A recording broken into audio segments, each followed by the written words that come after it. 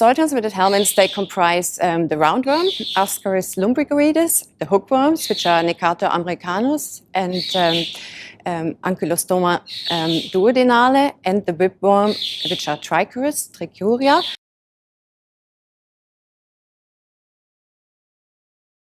They infect more than a quarter than the world's population. So 1.5 billion people are infected by the soil transmitted helminths. So this is enormous. About 4 billion people are at risk. It's really a huge number.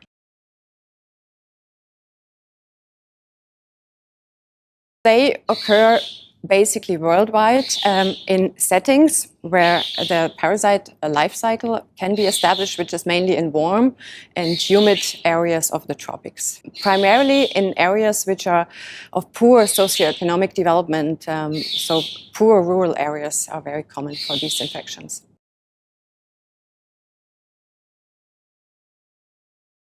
So at risk are primarily school-aged children and young adults, and it's spread by contamination with the soil. So the eggs develop in the soil, and for hookworms, they develop into larvae which penetrate the skin. So the disease is transmitted by walking, for example, barefoot to the skin, or for Ascaris and Trichuris, by the soil, by contaminated food, by contaminated hands. So for example, the school-aged children, they often get the diseases by playing in the soil, and it's fecal-oral transmission.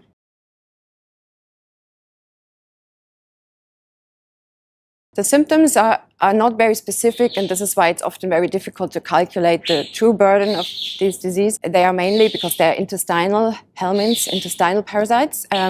So they cause abdominal pain, they cause diarrhea, they can cause up to obstruction, they cause anemia because the worms feed on blood. The anemia then might lead to fatigue, chronic work that children don't like to school anymore. The workers loss of worker productivity. So the symptoms are not very typical for the disease.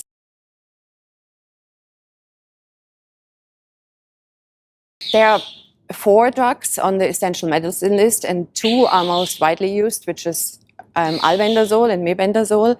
They are used in so-called preventive chemotherapy programs, and it's not to prevent infection, but it's to prevent morbidity of these infections. So we treat on a large scale, so this is the main control strategy. We treat on a large scale using single doses of the drugs. They go to schools and treat primarily the school-aged children, but also other populations at risk. And albendazole and mebendazole have the advantage that they can be given orally as a single dose, and they are well tolerated. But they also have some disadvantages. They are not very effective against all of the species.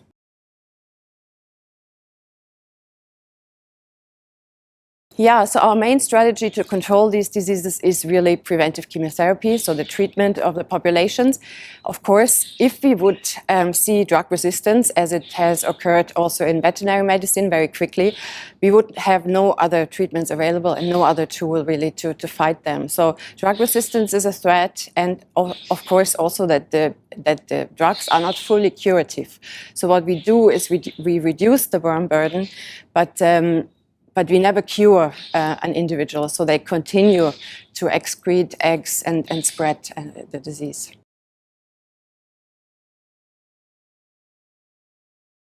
So albendazole and mebendazole, the 2 benzimidazole, are the 2 most widely used treatments or drugs for treating soil-transmitted helminth infections.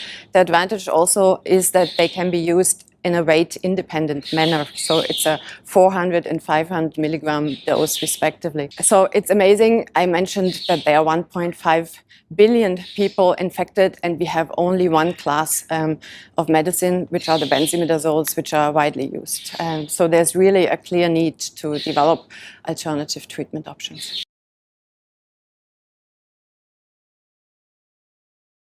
So advantage is clearly well tolerated, very cheap. They are donated. They are quite effective, not perfectly. And it's a single dose treatment. So the disadvantage really is that we rely on one group of drugs, and that in particular for the whipworm, they have poor efficacy.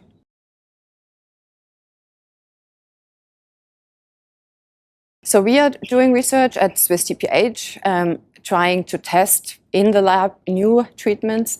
We work very intensively on drug combinations, which is a concept used widely in other infectious diseases, for example malaria, which would prevent possibly drug resistance, and would then also, because we add another molecule, a partner drug, which would increase the spectrum of activity that we cover, also the whipworm infections.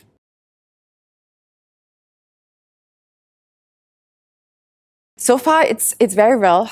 We have started with this about maybe 5-6 years ago. So we have done many successful trials, and the first combination we tested is now embedded in the essential medicine list, and we are planning now large-scale continental trials with this combination, and we're working on others and hope that they will also be considered in the future.